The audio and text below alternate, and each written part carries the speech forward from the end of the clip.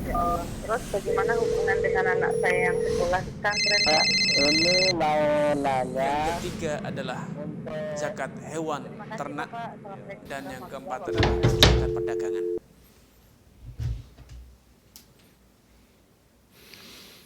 Bismillahirrahmanirrahim. Assalamualaikum warahmatullahi wabarakatuh. Alhamdulillahirabbil alamin. Allahumma shalli wa sallim ala nabiyyina Muhammad wa ala alihi wa sahbihi ajmain. Alhamdulillah pemirsa Fatwa TV dan juga pendengar radio dimanapun Anda berada. Kita bersyukur kepada Allah Subhanahu wa taala di mana pada kesempatan sore hari ini kita dapat kembali berjumpa dalam program live interaktif fikih jual beli dan muamalah kontemporer yang diampu oleh guru kita Al-Ustaz Dr. Muhammad Arifin Badri hafizahullah taala. Yang mana beliau merupakan wakil ketua merangkap sebagai anggota Dewan Fatwa Perhimpunan Al-Irsyad. Dan pemirsa, alhamdulillah pada kesempatan kali ini Al-Ustaz telah hadir menemani kebersamaan kita di studio Fatwa TV Jember. Mari kita sapa beliau pemirsa. Assalamualaikum warahmatullahi wabarakatuh. Waalaikumsalam warahmatullahi wabarakatuh. Bagaimana kabar, Ustaz? Khair, Ustaz, Sehat, alhamdulillah. Barakallahu fiik. Barakallah, dan kita Antum doakan. pakai batik sore ini cerah sekali. Insyaallah, alhamdulillah Ustaz. Sama juga batik Ustaz. Iya. Baik, pemirsa, kami juga mendoakan semoga pemirsa di rumah semuanya dalam keadaan sehat walafiat. Dan pemirsa, mari kita bersama-sama menyimak nasihat pembuka dari guru kita Ustaz Dr. Muhammad Arifin Badri sebagai muqaddimah pada sesi kali ini. Fadhil Ustaz. Baik, barakallahu fiik. Fikum barakallah. Assalamualaikum warahmatullahi wabarakatuh. Alhamdulillah. Wassalatu wassalamu ala Rasulillah wa ala alihi wa ashabihi wa man wala ma ba'du. Kaum muslimin, pemirsa Fatwa TV dan penyimak dimanapun Anda berada. Allah Subhanahu wa taala menciptakan dunia beserta isinya ini semuanya itu sementara, tidak ada yang abadi. Siang akan terus berputar dan diganti dengan malam. Malam pun demikian akan segera berganti dengan siang. Masa muda Anda akan segera berlalu dan digantikan dengan masa tua. Kehidupan Anda di dunia ini juga akan segera berakhir. Cepat atau lambat semuanya ada batas akhirnya dan akan segera Anda memasuki ke alam barzakh dan kemudian alam akhirat. Yang abadi dan kekal itu hanya kehidupan di akhirat kelak. Karenanya Rasulullah Shallallahu Alaihi Wasallam berpesan kepada kita, kun fid dunya ka'annaka gharib aw abiris sabil. Selama engkau hidup di dunia, berperilakulah seperti perilakunya orang yang asing, berada di negeri orang, berada di tempat yang asing, sehingga dia ingin segera kembali. Dia selalu terngiang dan mengingat kampung halamannya.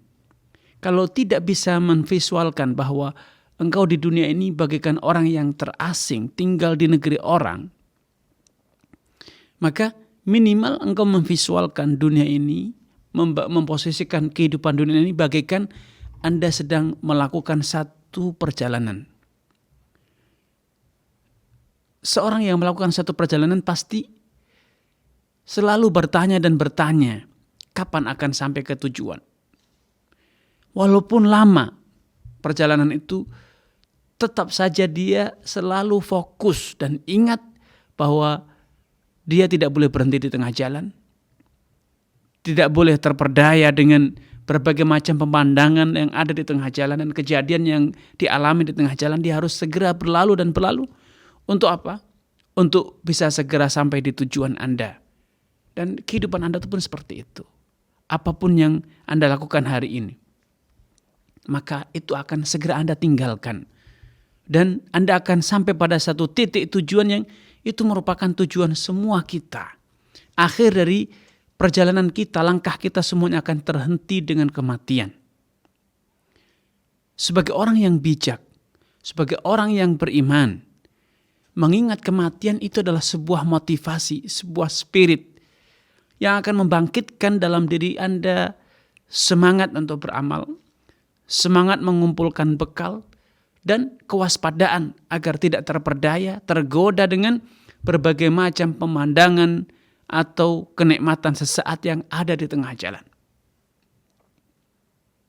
Umat Islam, kaum muslimin, pemirsa dimanapun Anda berada, mengingat kematian itu adalah salah satu amalan yang saat ini bisa jadi sering diabaikan, dilalaikan oleh kita dan banyak orang. Kenapa?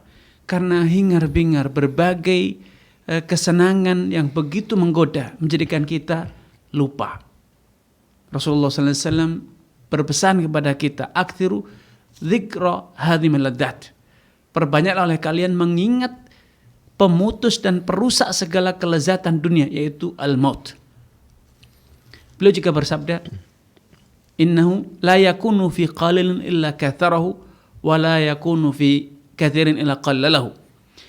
Mengingat kematian itu tidaklah engkau lakukan di saat engkau sedang miskin, sedang berada di tempat yang sunyi, kecuali akan segera menjadikan Anda berubah persepsi. Harta yang sedikit akan terasa cukup dan banyak berlimpah bagi Anda. Kenapa? Karena orang yang ingat akan kematian, dia akan sadar bahwa untuk apa menumpuk dan menumpuk harta, berlomba mencari kekayaan kalau ternyata semuanya itu akan segera ditinggalkan dan itu tidak ada gunanya di kehidupan akhirat. Hanya akan memperberat langkah menuju ke tujuan kita, yaitu kehidupan akhirat. Dan mengingat kematian tidaklah kita lakukan di saat kita sedang memiliki harta yang melimpah di tempat keramaian, kecuali akan menjadikan kita merasa itu tidak ada artinya. Itu sangatlah remeh bila dibandingkan dengan kenikmatan akhirat. Kalaupun Anda di tempat yang ramai hingar-bingar, penuh dengan berjuta-juta manusia, Anda akan merasakan semuanya itu akan berlalu. Mereka tidak satupun yang bisa melindungi Anda, membela Anda, menolong Anda kelak tatkala Anda harus berhadapan dengan hisab di hadapan Allah Subhanahu wa taala. Sehingga Anda akan merasa, buat apa mereka semuanya? Kalaupun Anda punya pasukan bala tentara, Anda akan merasa semuanya itu tidak ada artinya. Hanya amal kebajikan Anda yang akan setia menemani Anda. Umat Islam, kaum muslimin, pemirsa dimanapun Anda berada, mari kita latih diri kita. Di saat kita sedang berhadapan dengan berbagai macam krisis moral, dekadensi moral, penurunan kemerosotan moralitas, akibat kemajuan teknologi, kemudian juga globalisasi, keterbukaan informasi yang luar biasa.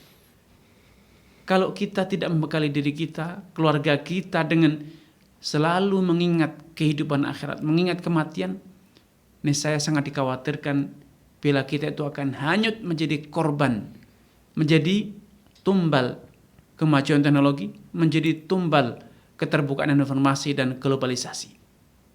Karenanya mari rajin-rajinlah kita berkunjung ke kuburan, mengingat saudara kita yang telah mati, mengingat apa yang akan kita alami ketika kita berada di alam kubur seorang diri tanpa ada teman yang menemani. Dan kita juga mengingat bagaimana dan seperti apa perasaan kita tatkala keluarga kita mengusung kita di atas pundak mereka dan kemudian memasukkan kita seorang diri dalam alam kubur. Kira-kira seperti apa yang akan kita rasakan saat itu? Sehingga dengan selalu mengedukasi, menyadarkan diri tentang kehidupan akhirat, tentang kematian, itu akan menjadi obor dalam perjalanan hidup kita, menerangi langkah kita agar kita tidak salah berpijak dan tidak salah memilih ketika kita hidup di dunia ini. Wallahu ta'ala alam. Baik, terima kasih Ustaz, jazakumullah khairan kami ucapkan. Dan pemirsa, semoga apa yang baru saja kita simak menambah kebermanfaatan bagi kita baik di dunia maupun di akhirat. Amin. Pemirsa, kami mengajak Anda untuk berpartisipasi dengan mengajukan pertanyaan kepada Ustaz secara langsung di 0331 544 6087, 0331 544 6087. Baik Ustaz, pertanyaan pertama dari Abdul Goni Ustaz di Banten. Bismillah, Ustaz, istri saya jualan mainan bayi. Sebagian mainannya ada musiknya. Bagaimana hukumnya Ustaz? Baik. Barakallahu fiik wa athabakumullah kepada saudara Abdul Ghani ya. Betul Ustaz. Semoga Allah SWT menampakkan taufik kepada Anda, keluarga dan juga seluruh pemirsa dimanapun Anda berada. Bila Anda sebagai produsen, Anda yang memproduksinya, maka hilangkan musik tersebut. Namun bila Anda hanya sebatas penjual, sehingga Anda membeli, kemudian Anda jual, maka pilihlah ketika Anda berbelanja, pilihlah mainan-mainan yang tidak bertentangan dengan prinsip-prinsip syariah. Di antara masalah permainan yang edukatif dan juga permainan yang minim atau bahkan minus musik. Dan juga kalaupun ada tokoh-tokoh yang di permainan tersebut. Sebisa mungkin tokoh-tokoh itu tidak bertentangan konsep syariah. Karena sekarang banyak permainan-permainan anak-anak yang betul-betul mengedukasi anak kita untuk bertindak dan berperilaku yang buruk. Dari pakaiannya yang tidak senonoh, dan kemudian juga figur tersebut juga tidak mencerminkan identitas sebagai seorang muslim, ya. Karena itu berkontribusilah dalam mengedukasi masyarakat dengan menyuguhkan produk-produk, memilih, menfilter permainan-permainan yang Anda jual kepada mereka.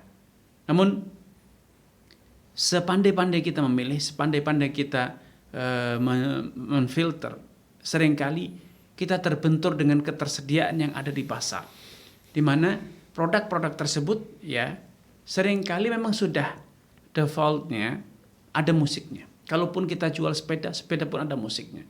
Kalau kita jual mobil-mobilan, mobil-mobilan pun ada musik-musiknya. Ya, maka meminimize itu adalah satu-satunya yang bisa kita lakukan.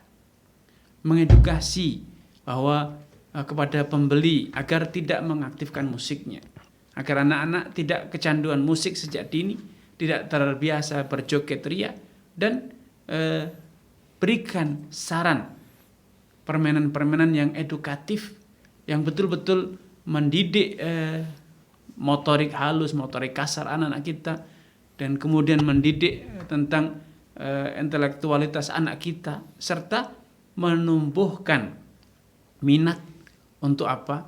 Untuk beramal soleh. Misalnya edukasi permainan-permainan yang mengenalkan tentang figur-figur orang-orang soleh, mengenalkan tentang tempat-tempat bersejarah umat Islam dan yang sejenis. Wallahu taala a'lam. Baik, terima kasih Ustaz. Jazakumullah khairan. Demikian jawaban untuk Saudara Abdul Ghani, semoga dapat dipahami.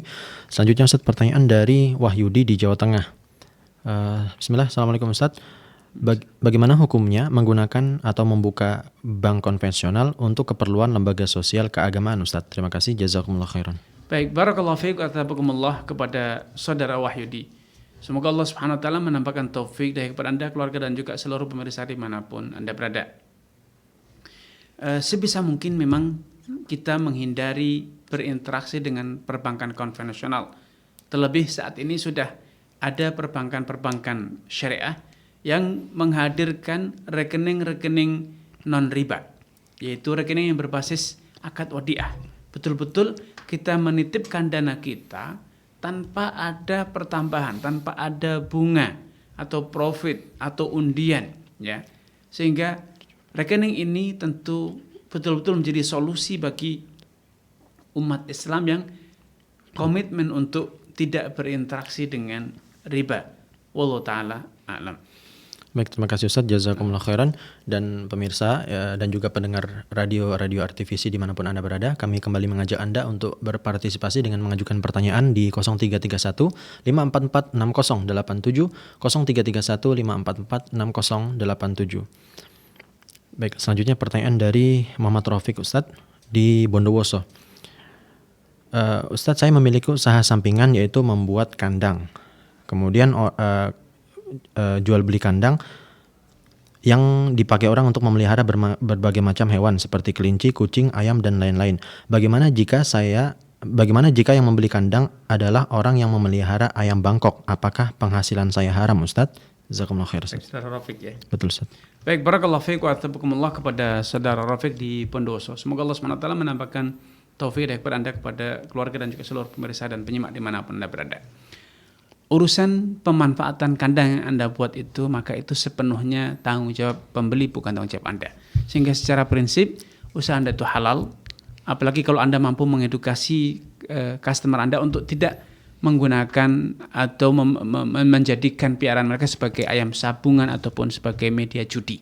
Tentu ini satu hal yang sangat bagus. Namun kalaupun itu mereka lakukan, itu bukan tanggung jawab Anda, itu tanggung jawab mereka. Wallahu taala alam. Baik, jazakumullah khairan atas jawabannya. Demikian jawaban untuk Bapak Rafiq, semoga bermanfaat. Selanjutnya pemirsa, kita telah terhubung dengan Ibu Silvi dari Tangerang. Kita akan sapa. Assalamualaikum Fatwa TV. Ya, assalamualaikum. Waalaikumsalam warahmatullahi wabarakatuh. Mohon lebih dikeraskan Ibu suaranya. Ya, assalamualaikum Ustadz. Waalaikumsalam warahmatullahi wabarakatuh. Karena Ibu Silvi dari Tangerang Selatan. Baik Ibu, silakan Ibu. Ana mau nyampaikan pertanyaan dari anggota grup WA Ana, Ya, grup Muslimah Tangsel tentang masalah tanah nih Ustaz. baik Ibu. Jadi begini Ustaz, ada sebuah keluarga, satu keluarga, ini keluarga A, beliau ini punya tanah tuh 10.000 meter persegi. Ya, Tapi kemudian tanah itu nggak diurus gitu, Ya. dikalai lah gitu. Setelah sekian lama beliau kembali lagi, ternyata tanah itu sudah yang 7.000 meter persegi sudah dibikin rumah oleh warga di sekitar sana, udah diambil oleh warga-warga. Nah, terus mereka menuntut kepada warga tersebut untuk meminta hak kembali. Nah, setelah mereka berdiskusi sama aparat setempat lah, RT, RW dan segala macam di sana, mereka RT, RW di sana bilang akan mengganti tanah ibu tersebut, tapi cuma 5.000 meter persegi, tapi dengan tanah yang sudah lama tidak diurus juga, yang jadi tanah entah tanah siapa itu Ustadz, itu tanah yang katanya udah nggak diurus sekitar 5-10 tahun, karena katanya nih ada undang-undang agraria bahwa tanah yang seperti itu yang tidak diurus lama nanti akan menjadi hak milik negara, dan negara terserah mau ngasih ke siapa katanya gitu.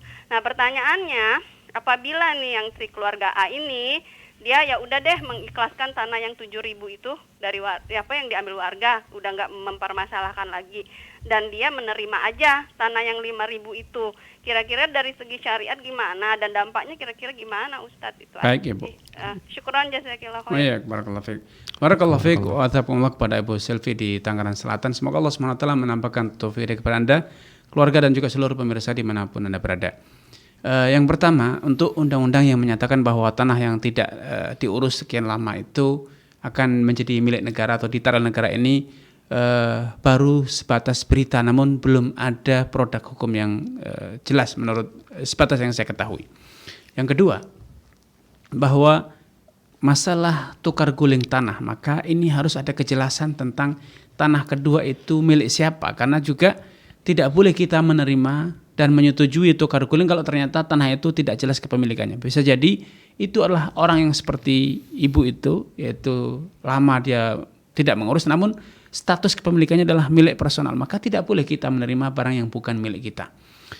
Yang ketiga, kalau kemudian si pemilik tanah merelakan dengan konversi, misalnya dijual kepada para orang yang telah menempati dengan harga yang murah, atau merelakan sama sekali, maka juga itu tidak masalah ya.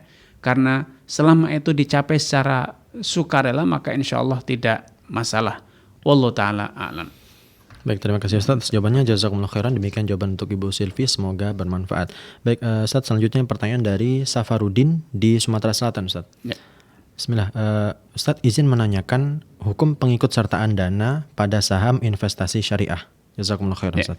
Dari Safarudin. Ya. Barakallahu fiik wa tabakumullah kepada saudara Safarudin. Semoga Allah SWT menambahkan taufik kepada Anda, keluarga dan juga seluruh pemirsa dan penyimak dimanapun Anda berada.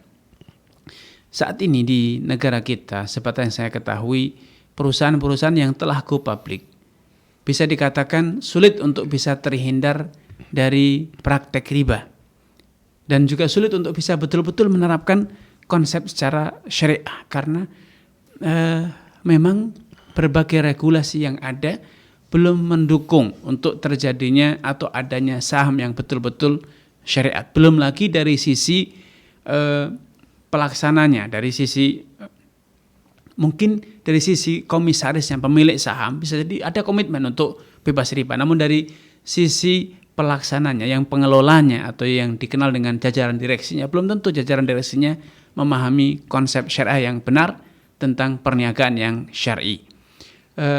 Kemudian yang kedua, berbagai saham-saham yang katanya reksadana syariah itu seringkali tidak sesuai dengan konsep yang ada dalam syariah, karena investor hanya diberi dividen saja, keuntungan, tapi tidak tahu menahu kemanakah dananya dikelola, dan mereka tidak diperlakukan sebagaimana wajarnya investor memiliki saham, sehingga menikmati dividen bagi hasil dan juga menikmati capital gain, selisih harga jual aset ataupun portofolio berupa saham atau yang serupa, karena salah satu konsekuensi kepemilikan atau investasi itu adalah investor berstatus sebagai pemilik. Kalau dananya disalurkan untuk membeli saham, harusnya bukan hanya dividen yang didapat, tetapi juga selisih harga jual saham yang juga harus diberikan kepada investor. Sehingga ini betul-betul investasi yang sesuai dengan syariat. Namun prakteknya saat ini belum semacam itu, makanya saya sarankan untuk tidak ikut dalam proses-proses investasi atau reksadana syariah semacam itu. Allah ta'ala alam. Baik, terima kasih Ustadz, jazakumullah khairan. Demikian jawaban untuk Bapak Safarudin. Selanjutnya Ustadz, pertanyaan dari Muhammad Taufik di Sumatera Utara. Baik, tapi sebelum itu kita telah terhubung dengan hamba Allah dari Palangkaraya. Kita akan sapa. Assalamualaikum Fatwa TV. Assalamualaikum. Waalaikumsalam warahmatullahi. Baik, silakan Ibu. Silakan Ibu. Afan Ustaz, Ana mau bertanya. Ya. Ana punya usaha catering. Mm-mm. Di situ Ana jualan itu jualan online, dan saya iklan itu sudah tertulis, sering itu saya tulis menerima catering halal, no kesirikan. Mm-mm. Tetapi ketika di lapangan Mm-mm. itu kadang-kadang itu tidak tahu, namanya orang pesan ya kita terima aja. Tapi ketika orang jemput makanannya baru tahu, kadang itu untuk gereja, kadang untuk acara-acara bid'ah. Yang saya tanyakan itu halal nggak usaha saya itu. Kemudian saya juga penjual ini tumpeng ya, aneka tumpeng itu sekarang kan berbagai macam model gitu, dengan aneka garnish dan lain sebagainya. Yang saya tanyakan halal nggak jualan saya ini. Baik Ibu. Baik, cukup Ibu. Ya. Baik. Assalamualaikum. Assalamualaikum. Barakallahu fiik wa athabakumullah kepada Ibu di Palangkaraya. Semoga Allah Subhanahu wa taala menambahkan taufik kepada Ibu, keluarga dan juga seluruh pemirsa dimanapun Anda berada. Secara prinsip berjual beli makanan secara online tanpa mengetahui apa tujuan pembeli membeli barang tersebut itu adalah halal selama tanggung jawab kita yaitu produksinya halal kemudian dijual secara transparan, maka insya Allah halal. Adapun urusan akan digunakan untuk apa itu sepenuhnya tanggung jawab pembeli. Apalagi ketika dia membeli dia tidak menyatakan untuk digunakan ini dan itu, sehingga sepenuhnya itu tanggung jawab pembeli. Demikian pula halnya dengan tumpeng berbagai macam modelnya.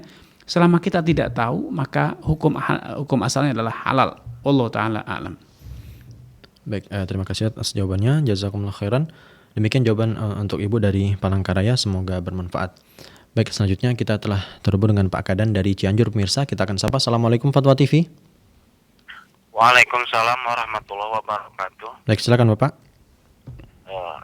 Assalamualaikum Pak Ustadz. Waalaikumsalam warahmatullahi wabarakatuh. Saya ingin bertanya tentang ini jual beli online Ustadz. Ya, silakan Bapak. Sekarang kan jual beli online itu sudah merata, baik itu di kota ataupun di kampung. Betul. Saya ini kan ada di kampung, jadi masih sangat awam tentang jual beli online Ustadz. Dapat diboleh tidak? Yang saya tanyakan itu kan sistemnya itu yang biasa dilakukan di kampung itu memesan setelah melihat fotonya Ustadz, kemudian dikirim barangnya ke tempat, kemudian dibayar setelah datang sebelum dibuka Ustadz. Apakah itu termasuk yang dibolehkan? Baik. Penjelasan Ustadz, belanja online transaksi yang bagaimana yang dibolehkan di dalam belanja online itu Ustadz? Baik Bapak. Baik, cukup Bapak. Jazakumullah khair. Assalamualaikum. Barakallahu fiik wa athabakumullah kepada Bapak Kadan di Cianjur. Semoga Allah Subhanahu wa taala menambahkan taufik kepada Anda, keluarga dan juga seluruh pemirsa dimanapun Anda berada. Jual beli dengan skema COD, cash on delivery, yaitu seperti yang Bapak sebutkan tadi, barangnya dikirim dulu, setelah tiba baru dibayar. Kalau ini dilakukan dengan pemilik barang, produsen ataupun penjual atau toko, maka itu insya Allah tidak masalah ya, halal. Karena itu jual beli secara syar'i. Namun kalau sistem COD itu dilakukan dengan selain pemilik, alias penjual tidak memiliki barang, setelah ada order baru dicarikan, maka ini adalah jual beli skema salam namun dengan tanpa tunai. Ini haram. Namun karena pembeli tidak tahu menahu tentang status penjual punya barang atau tidak, mendapatkan izin dari pemilik barang untuk ikut memasarkan atau tidak, maka itu sepenuhnya tanggung jawab penjual. Secara lahiriah namanya penjual ya biasanya punya barang atau minimal punya izin dari pemilik barang untuk ikut memasarkan, maka semacam ini insya Allah halal, kecuali bila kecuali bila ada unsur-unsur riba, yaitu ketika misalnya yang dijual belikan itu berupa emas, perak. Maka ketika yang dijual belikan emas perak itu skema jual belinya harus tunai. Ketika akad deal, ya saya beli saya jual, maka di situ harus terjadi serah terima fisik barang dan juga pembayaran. Sehingga dengan skema COD tidak memungkinkan itu terjadi. Wallahu taala. Baik, terima kasih Ustaz atas jawabannya. Jazakumullah khairan. Demikian jawaban untuk Bapak Akadan di Cianjur. Baik, selanjutnya pemirsa kita telah terhubung dengan Ibu Ita. Kami persilakan. Assalamualaikum Fatwa TV. Waalaikumsalam warahmatullahi wabarakatuh. Baik, silakan Ibu. Begini Pak Ustadz, Baik. seorang PSN. Kami kan zakat mal kami dipotong setiap bulan dari gaji. Kemudian apakah saldo kita yang melebihi nisab, namanya Ustaz, nisab, apakah masih dikeluarkan lagi Ustaz? Baik Ibu. Ya, udah ya Ustaz. Assalamualaikum warahmatullahi wabarakatuh. Baik, barakallahu fiikum wa athabakumullah. Skema pemotongan gaji di setiap bulan tanpa peduli apakah yang memiliki gaji itu memiliki harta satu nisab atau tidak, ini skema yang tidak sesuai dengan konsep syariah. Karena zakat itu hanya diwajibkan atas orang yang memiliki harta satu nisab dan telah berlalu 1 haul, 1 tahun genap. Nah, kalau ternyata walaupun dia sebagai ASN atau sebagai karyawan yang gajinya besar, namun ternyata biaya hidup dia juga besar, bisa jadi dia tidak pernah punya tabungan yang mengendap 1 tahun sebesar 1 nisab, ya maka harusnya tidak wajib zakat.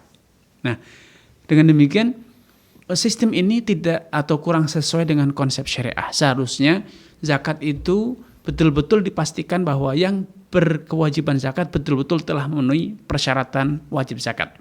Yang kedua, pemungutan zakat itu tidak dicicil setiap bulan, tetapi sekali setahun. Kalau itu adalah zakat uang ataupun emas perak, yaitu ketika jatuh haulnya. Laisa fil mali zakatun hatta yahula alaihil haul, kata Nabi. Harta itu tidak wajib dizakati kecuali telah berlalu 1 haul. Sedangkan gaji yang baru diterima bulan ini itu belum mencapai 1 haul. Maka sekali lagi saya sarankan kepada para pimpinan di instansi ataupun di perusahaan, jangan potong zakat para karyawan Anda, tapi edukasi mereka agar mereka sadar untuk menunaikan zakat ketika telah jatuh temponya. Wallahu ta'ala a'lam. Dan maaf saya tambahkan, kalaupun sudah dipotong maka itu tidak menggugurkan kewajiban zakat ketika telah jatuh temponya. Wallahu a'lam. Baik, terima kasih Ustaz. Jazakumullah khairan. Demikian jawaban untuk Ibu Ita, semoga bermanfaat. Baik, selanjutnya kita telah terhubung dengan Ibu Sri di Aceh. Assalamualaikum Fatwa TV. Waalaikumsalam. Baik, silakan Ibu. Gini Pak Ustadz, izin bertanya. Silakan Ibu. Suami saya selingkuh dengan teman saya sendiri. Dia udah punya suami, istri teman saya ini ada suaminya. Lalu saya ini selingkuh, saya marah sama teman saya itu karena dia udah punya suami, selingkuh sama suami saya. Berantem gitu, jotos pukul-pukulan. Iya, saya hajar dia gitu. Terus karena saya marah itu, orang ini kan udah pisah karena suami saya itu karena selingkuh itu tadi. Lalu saya sampai sekarang saya nggak jumpa lagi gitu. Saya benci sama dia gitu. Tapi tidak berjumpa lagi dengan siapa ini? Dengan suami? Saya nggak jumpa lagi sama si perempuan itu tadi. Oke. Sama perempuan itu tadi yang selingkuhan suami saya itu tadi. Saya kok merasa bersalah karena saya ribut sama dia, marah sama dia. Karena saya marah sama dia, alasan saya kenapa dia selingkuh sedangkan dia punya suami, dia suaminya kerja banting tulang untuk dia, tapi kok dia tega gitu mengkhianati suaminya. Jadi saya marah gitu. Suami saya udah biasa kayak gitu, selingkuh gitu. Saya biarkan aja, tapi selingkuh dia itu selalu sama istri orang gitu, istri teman-teman saya gitu. Jadi yang saya tanyakan itu, apa saya berdosa, apa saya harus minta maaf sama dia, nyariin dia entah di mana saya berada, entah di mana. Saya sampai sekarang kok merasa berdosa, merasa bersalah, atau gimana, apa saya harus minta maaf gitu. Baik Ibu. Baik, cukup Ibu. Ya, cukup. Terima kasih. Baik. Barakallahu fiik wa tabaarakallah kepada Ibu Siti di Aceh. Semoga Allah SWT menampakkan taufik kepada Anda, keluarga dan juga seluruh pemirsa dan penyimak dimanapun Anda berada. Bila memang wanita yang Ibu marahi tersebut atau mungkin dengan bahasa seperti Ibu dihajar, dipukul atau dibuli itu betul-betul wanita yang sudah bersuami, maka tidak perlu minta maaf. Memang dia tidak punya harga diri, dia tidak punya kehormatan. Namun juga Ibu juga harus sadar bahwa yang lebih layak untuk dimarahi adalah suami Ibu, yang memang juga kalau boleh dikata itu memang biang keroknya adalah suami Ibu, yang bisa jadi dialah yang menggoda, dialah yang memulai, sedangkan wanita itu adalah korban. Apalagi tadi Ibu sudah mengatakan suami itu sudah terbiasa selingkuh. Maka seharusnya sikap yang lebih tepat adalah bagaimana Ibu mengedukasi, bagaimana Ibu mendakwai, menyadarkan suami agar tidak melakukan perbuatan tersebut, karena bisa jadi biang pertamanya adalah suami Ibu sendiri. Sehingga tentu sangat tidak tepat ya bila kemudian justru orang lain yang kita marahi sedangkan suami dibiarkan. Karena bisa jadi orang akan berkata, semut di ujung lautan nampak, gajah di pelupuk mata tidak nampak. Suami yang selingkuh dibiarkan padahal setiap hari dia tahu, bahkan itu sudah melakukan dengan banyak orang, tetapi orang lain yang bisa jadi itu baru kasus sekali, dan bisa jadi dia adalah korban karena dialah yang digoda, dirayu oleh suami, dan kemudian justru itu yang dipukuli dan itu yang dibuli. Maka ini tentu tidak tepat tentunya. Wallahu taala alam. Baik, terima kasih Ustaz atas jawabannya. Jazakumullah khairan. Di luar tema sepertinya darurat Ustaz. Betul. Jazakumullah khairan Ustaz. Demikian jawaban untuk Ibu Sri dari Aceh, semoga bermanfaat. Selanjutnya pemirsa, pertanyaan Ustaz dari Muhammad Taufik di Sumatera Utara Ustaz. Ya. Bismillah, semoga Ustaz senantiasa dalam perlindungan Allah dan keberkahannya. Ustaz izin bertanya, adakah solusi syar'i yang tepat jika menggunakan akad salam dari penjual ke pembeli? Kemudian dalam penyediaan barangnya, penjual mengalami kerugian karena ada kenaikan BBM serta barang sulit didapat sehingga harga bisa naik drastis. Sementara jika harga terlalu tinggi, pembeli jika harga terlalu tinggi diberikan, maka buyer tidak jadi beli karena merusak harga pasar. Jazakumullah khairan Ustaz atas jawabannya. Dari saudara? Muhammad Taufik Ustaz. Baik, barakallahu fiik wa tabaarakallah kepada saudara Muhammad Taufik atas kebersamaannya. Semoga Allah SWT menampakkan taufik kepada Anda, keluarga dan juga seluruh pemirsa dimanapun Anda berada. Kalau Anda sebagai seorang pedagang, maka Anda tidak boleh takut dengan namanya rugi. Menggunakan skema salam kemudian terjadi perubahan harga karena Anda salah prediksi, salah perhitungan dalam menetapkan harga, maka itu adalah resiko dari perdagangan. Sehingga tidak ada opsi, tidak ada solusi untuk menutup adanya pintu kerugian. Yang ada adalah Anda harus selektif, Anda harus pandai dalam menetapkan harga, atau yang dikenal dengan dunia perniagaan dengan pricing, dalam menetapkan harga, mengakomodir pertumbuhan inflasi, mengakomodir adanya cost biaya operasional, kenaikan harga dan lain sebagainya, sehingga harga yang Anda berikan betul-betul harga yang memberikan ruang untuk Anda mendapatkan keuntungan. Ya, sehingga Anda harus siap kalau ada terjadi kerugian, dan sekali lagi tidak ada kiat untuk bisa menutup celah terjadinya rugi dari resiko dari perdagangan. Dan ini adalah konsekuensi dari perdagangan gentle. Terimalah kerugian, ambil pelajaran bagaimana besok agar ketika Anda menjual tidak rugi. Wallahu ta'ala. Baik, terima kasih Ustaz. Jazakumullah khairan wa barakallahu fikum. Demikian jawaban untuk saudara Muhammad Taufik, semoga bermanfaat. Selanjutnya Ustaz, pertanyaan dari Muhammad Faris di Sumatera Barat. Bismillah Ustaz. Si A berencana untuk menjalankan usaha dan dia memiliki kenalan si B, C, dan D. Si A berperan sebagai pengelola, sedangkan si B, C, dan D sebagai investor. Dalam mengembangkan kesepakatan syirkah bagi hasil, bagaimanakah cara menyusun perjanjiannya Ustadz agar tercapai perjanjian yang sah secara syariat?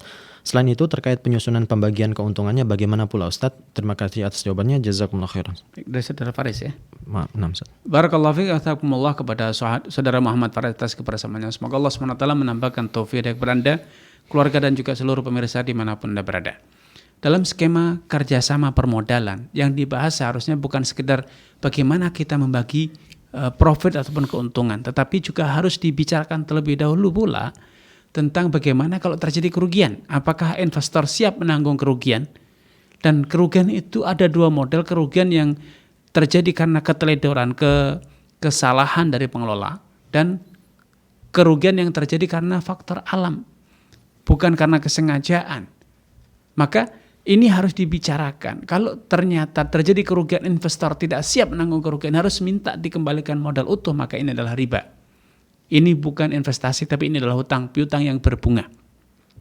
Tetapi ketika investor siap menanggung kerugian, kalau terjadi kerugian yang tidak disengaja, bukan karena kesalahan tata kelola, tetapi betul-betul karena faktor alam, maka investor siap menanggung kerugian, maka ini namanya investasi yang benar.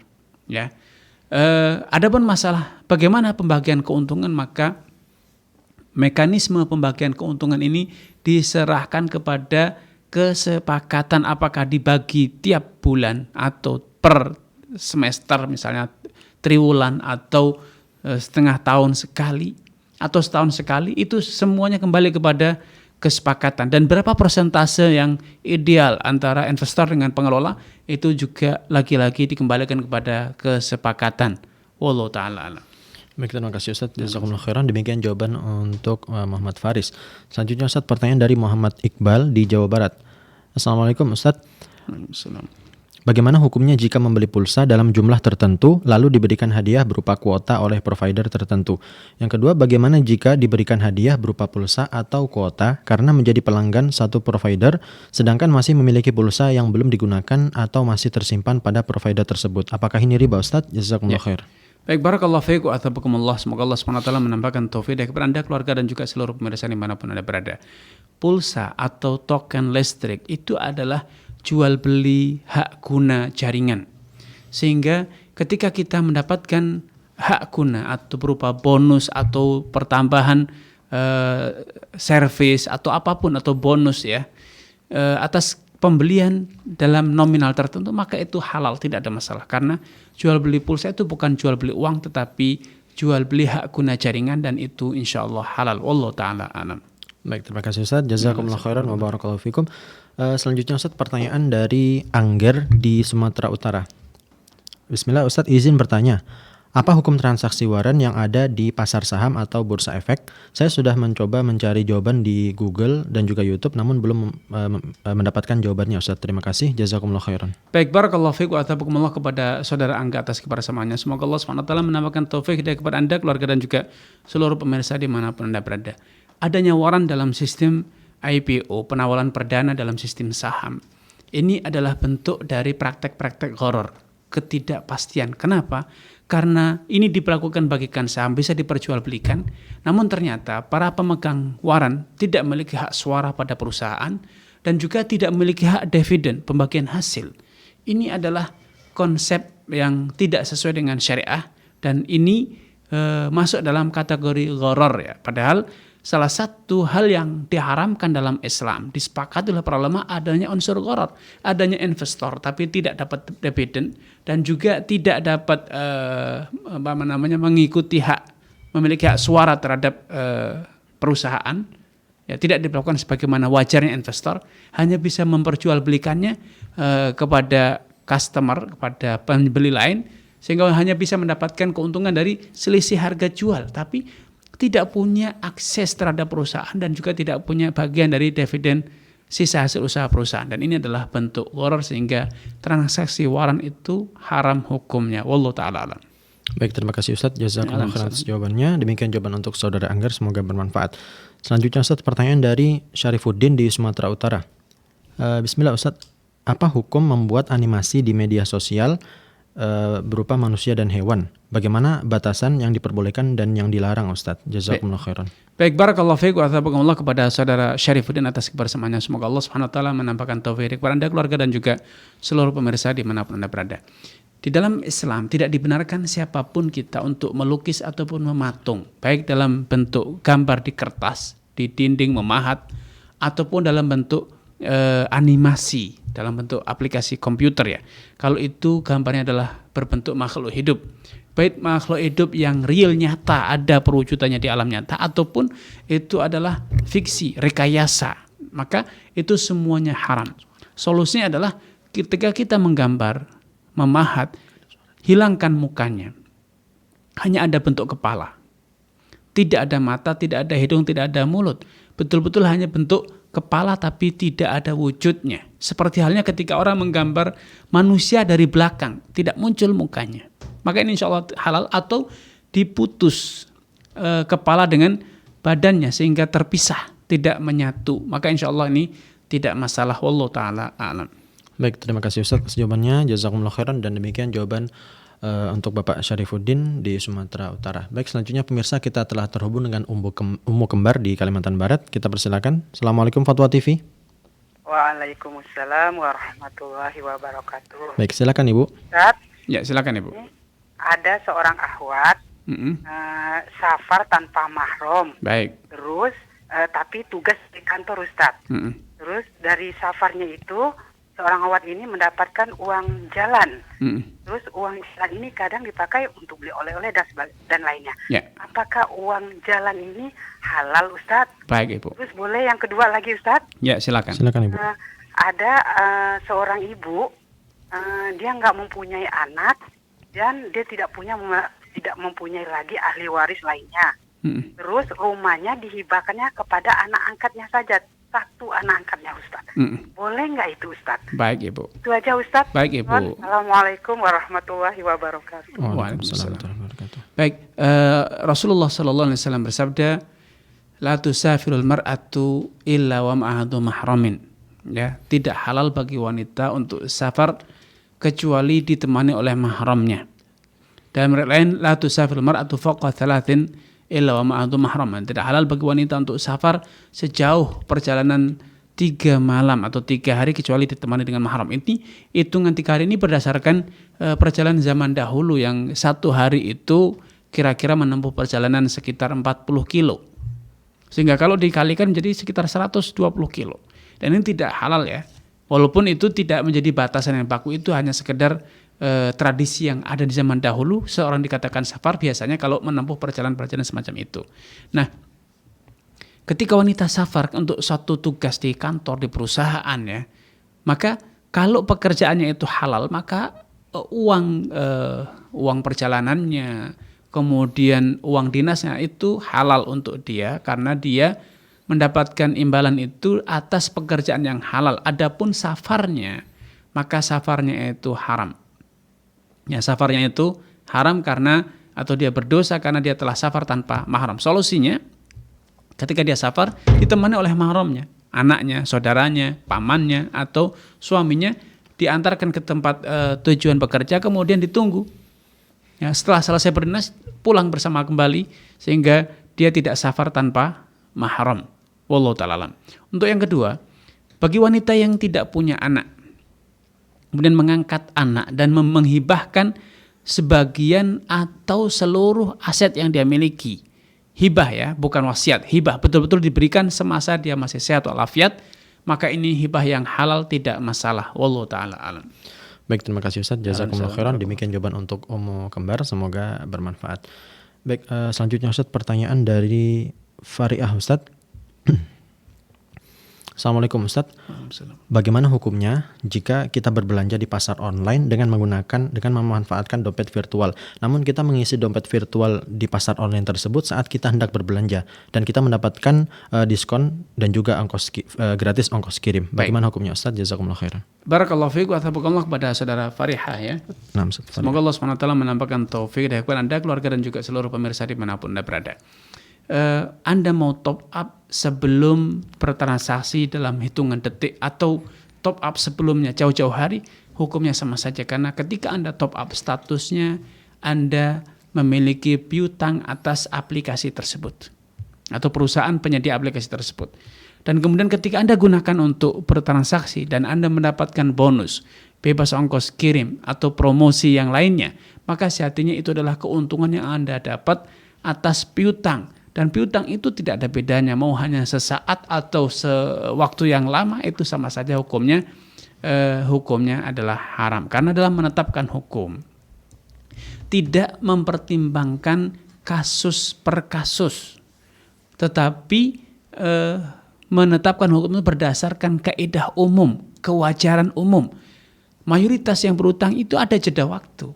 Adapun Anda dan beberapa orang seperti Anda yang setelah top up langsung digunakan transaksi, maka itu tidak merubah hakikat dari adanya piutang yang berbunga, piutang yang mendatangkan keuntungan. Rasul bersabda, kullu qardin jaranafan wa riba. Setiap piutang yang mendatangkan keuntungan maka itu adalah riba. Wallahu ta'ala alam. Baik, terima kasih Ustaz. Jazakumullah khairan. Demikian jawaban untuk saudara Fariah. Selanjutnya Ustaz, pertanyaan dari saudari Safi'a ini di Jawa Timur. Bismillah Ustaz, izin bertanya, jika kita baru mengetahui bahwa biaya administrasi transfer uang yang pernah dipinjam juga terhitung sebagai utang, apakah boleh mensedekahkan sejumlah uang tersebut kepada orang atas nama orang yang pernah dipinjami kepada orang lain, karena khawatir pemberi pinjaman tidak mau menerima mengingat kejadiannya sudah lama dan nominalnya kurang dari 10.000 Ustaz. Baik, barakallahu fiik wa athabakumullah kepada saudara Syafi'ain ya. Semoga Allah SWT menambahkan taufik hidayah kepada Anda, keluarga dan juga seluruh pemirsa dimanapun Anda berada. Kalau memang kita sudah berhutang riba atau menghutangi dan mendapatkan keuntungan berupa riba, maka solusinya adalah dengan cara mengembalikan kepada orang yang pernah membayar riba kepada kita. Namun kalau itu tidak memungkinkan karena satu atau dua hal, ketika kita mensedekahkannya atas nama orang tersebut, maka insya Allah itu tidak masalah. Wallahu ta'ala alam. Baik, terima kasih Ustaz. Jazakumullah khairan. Selanjutnya Ustaz, pertanyaan dari Ummu Abdillah di DKI Jakarta Ustaz. Ya.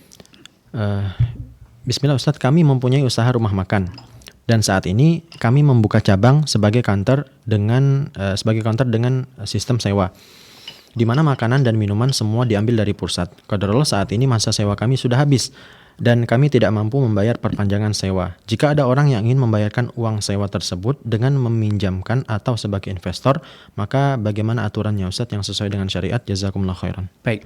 Barakallahu fiik wa athabakumullah kepada Abdillah atas kebersamaannya. Semoga Allah SWT menambahkan taufik kepada Anda, keluarga dan juga seluruh pemirsa dimanapun Anda berada. Skema yang paling benar dalam ini adalah adanya investasi, yaitu modal usaha sebagai uang sewa tersebut dan kemudian juga pengadaan barang serta kos operasional dihitung semuanya sehingga ketahuan berapakah komposisi modal yang disetorkan oleh orang yang menyewakan tempat kita yang akan kita gunakan untuk usaha tersebut, sehingga kemudian nanti ada perjanjian keuntungan dan juga ada perjanjian kalau terjadi kerugian bagaimana tanggung jawab masing-masing. Atau yang kedua, opsi kedua, dia meminjami murni, betul-betul minjami dan Anda memberikan atau membayarnya ketika masa tempo yang telah disepakati, baik dengan cara dicicil tiap hari, tiap pekan, tiap bulan, atau sekali bayar dalam tempo tertentu setelah Anda berhasil mengumpulkan sejumlah uang yang pernah dia hutangkan tanpa riba. Wallahu ta'ala alam.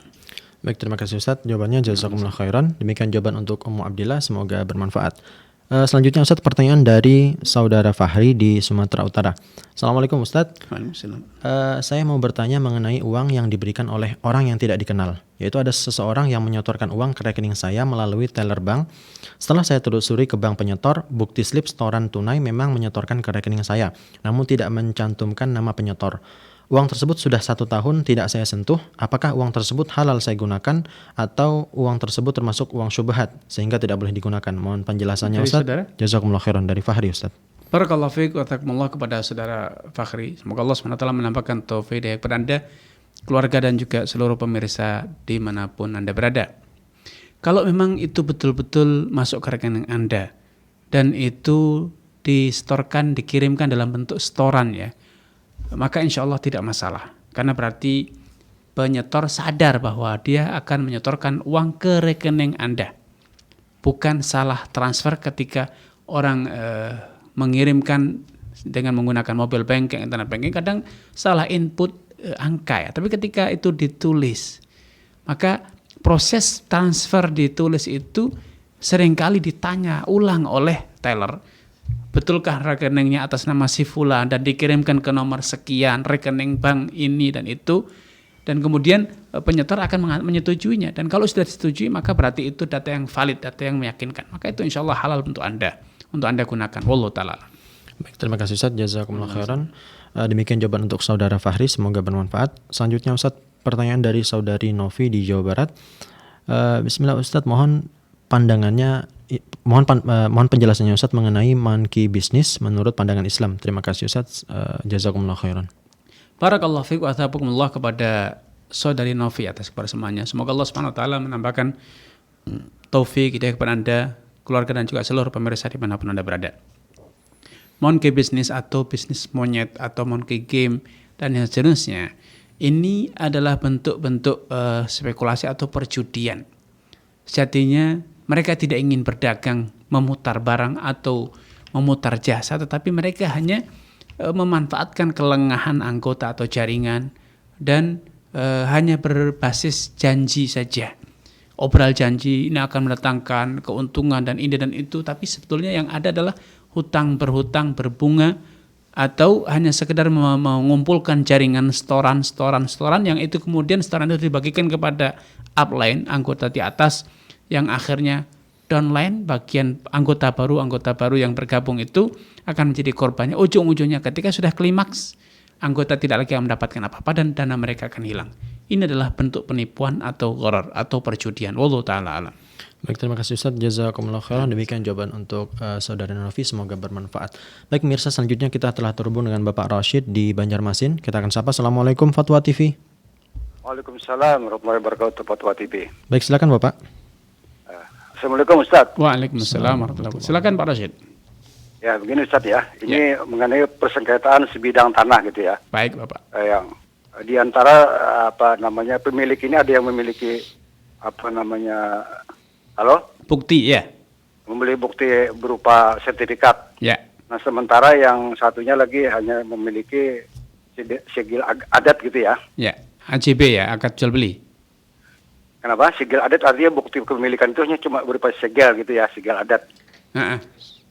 Kemudian yang memiliki segel adat ini menguasai tanah tersebut dengan mendirikan rumah sewa gitu, kosan gitu ya. Yang saya tanyakan. Baik. Sudah saya tangkap. Barakallahu fiik wa ataqaballah kepada Pak Rashid atas kebersamaannya. Semoga Allah SWT menampakkan taufik kepada Anda, keluarga dan juga seluruh pemirsa dimanapun Anda berada.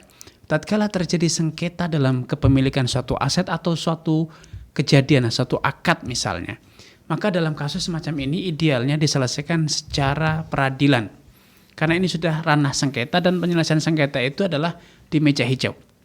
Rasulullah SAW bersabda, "La yu'tan nasu bidakwahum ladda'a rijalun dima'aqamin amwalahum, walakin al-bayan 'alal mudda'i." Andai setiap orang yang membuat klaim itu dibenarkan dan diperturutkan klaimnya, niscaya orang akan dengan ceroboh gegabah mengklaim darah orang lain ataupun harta mereka, menguasai harta orang lain tanpa bukti, sekedar dengan klaim saja. Akan tetapi kata Nabi, hendaknya siapapun yang membuat klaim atas sesuatu itu dia mendatangkan bukti. Ya, sedangkan orang yang mengingkari klaim tersebut cukup bersumpah bahwa klaim itu tidak benar.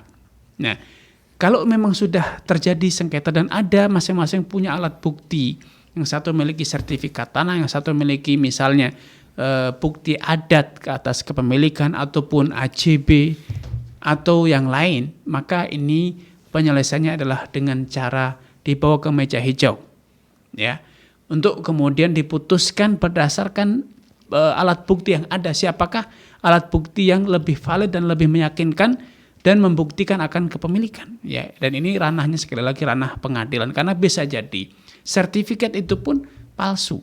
Sertifikat tersebut diterbitkan atas proses yang tidak formal, ya.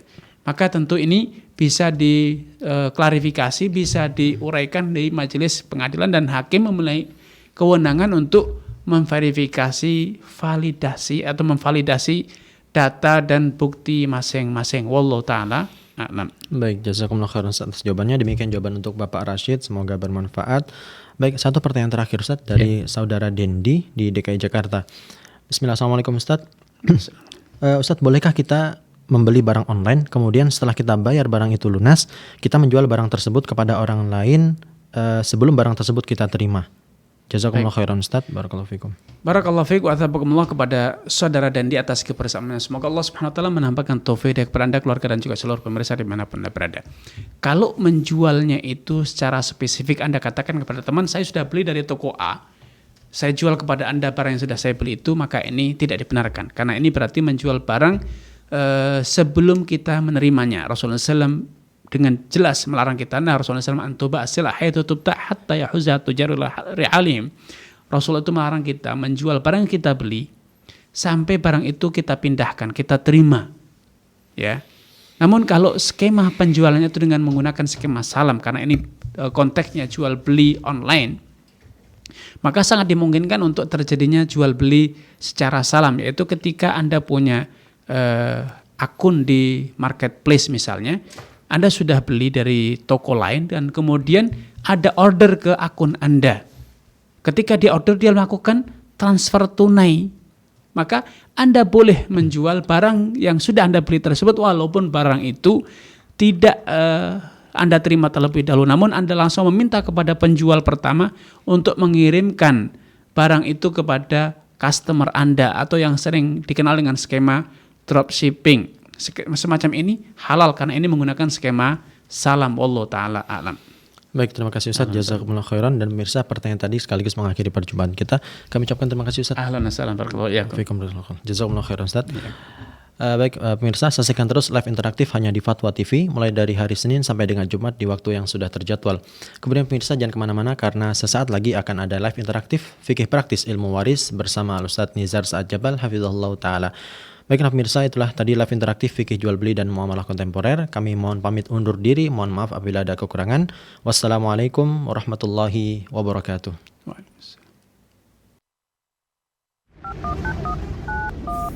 Terus bagaimana hubungan dengan anak saya yang sekolah pesantren? Ini mau nanya. Ketiga adalah zakat hewan ternak dan yang keempat adalah zakat perdagangan.